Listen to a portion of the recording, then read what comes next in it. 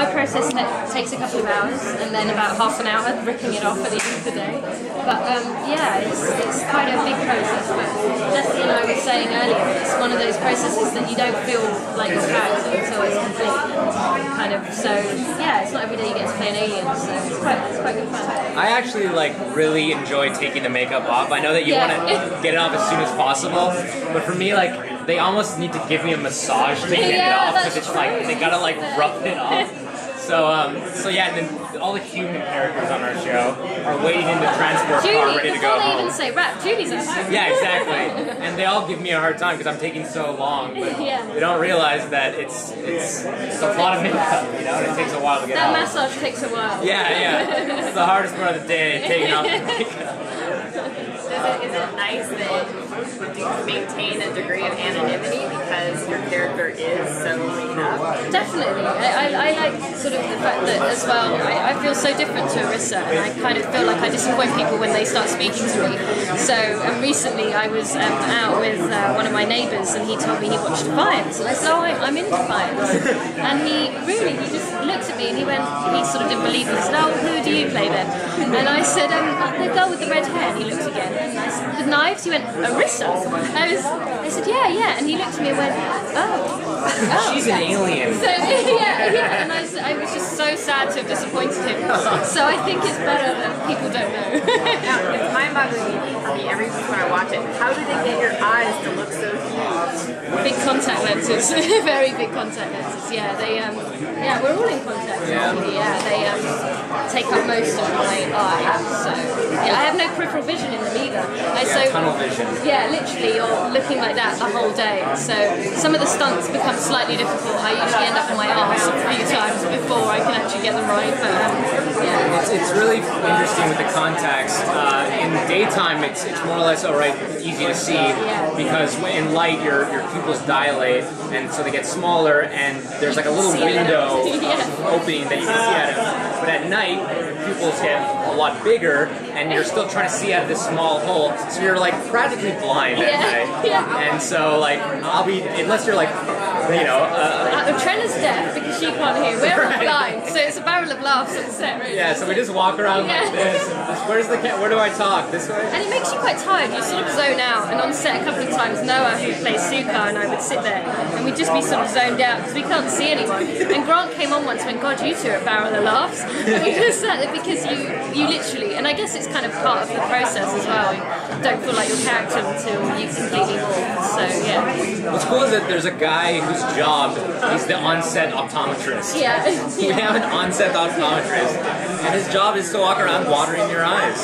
Yeah, it's pretty great, because, I mean, you do this thing where Stephanie, like, can move her contacts with her fingers, she like, moves them out. I was very used to kind of wearing she just, like, touches her own eyeball, and she's, like, fine with it. They're in. Whereas, like, my hands are painted white, so, like, I can't touch anything. Yeah, that's true. So someone's got to, like, do it for me, and so, yeah, it's such a big production. It's a big process. Just getting ready in the mornings. What other odd jobs are on set? You said optometrist, and you guys have a linguist and makeup artist. Like, what other weird jobs are on the set that you probably would have found in other TV shows?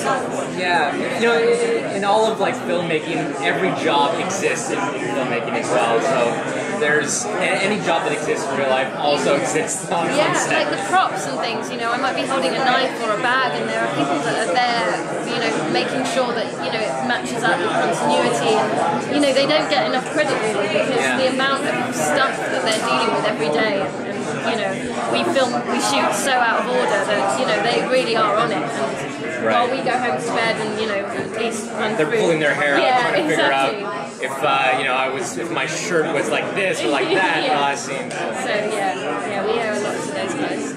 Next for Arissa.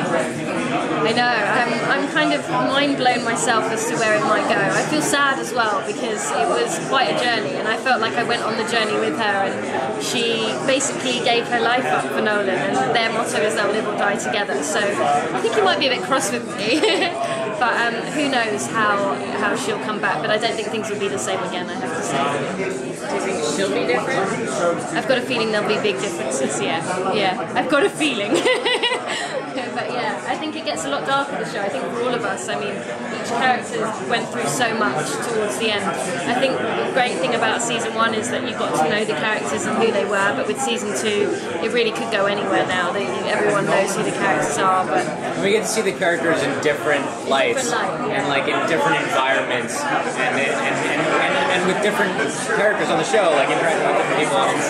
It's fun now to see them in like a new environment and how they react. As we were saying, we haven't had a scene really together. I shoved him out the way. Shove me out of the way. Yeah, you instant card and have to give me a push.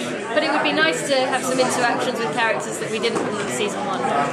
Your character has an interesting relationship with his father in that, And his mother. yeah, and he definitely seems to kind of resent him on a certain level and to realize that he's not like his parents. Right. But at the same time, you see him undermining, the mayor. You see him with his tricks in the arts with the radio. Right. So he seems like he's on the same team as his parents. So how's he going to reconcile? I mean, I think he's just trying to like escape the shadow that's cast by these like larger than life parents, and I think he doesn't agree with, at least in season 1, he doesn't agree with the ways his dad conducts his business and everything like that, but he still wants nothing more than his blessing and acceptance of his father to live his own life.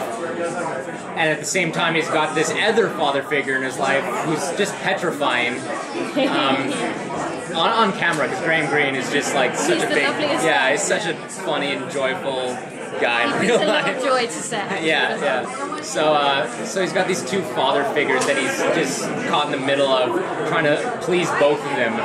So yeah, in season 2, It's okay. yeah, just pulling out his hair with stress. But yeah, we'll see how there's a lot of pressure that he's gonna have to deal with in season 2 about filling the shoes of Daytak, and we'll see a lot more relationship with him and his mom Sama and their new roles in Defiance.